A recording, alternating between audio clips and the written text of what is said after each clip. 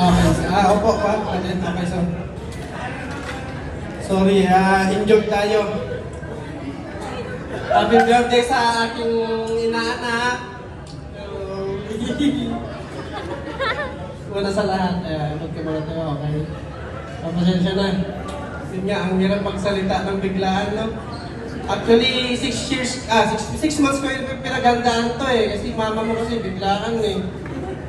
Nung dumating si boss, nawala lahat, pinainom kami. Kaya wala akong masabi, pero okay, yun lang. Unang-una, happy birthday sa aking pinakamagandang inaanak. Kung gaano ka kagwapa, ganoon din ako kagwangin. Ako ba, ba't sinama ko ni mama mo dito? Makulit mama mo. Papa mo naman, mabait. Hindi siya makulit.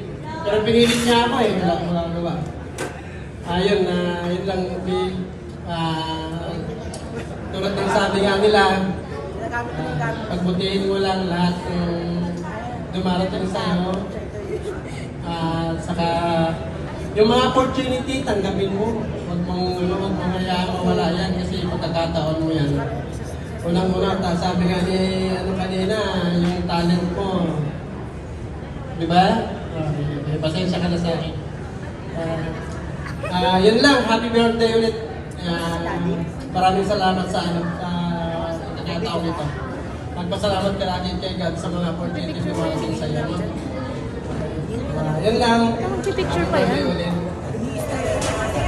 Thank you po, Ninang Romar.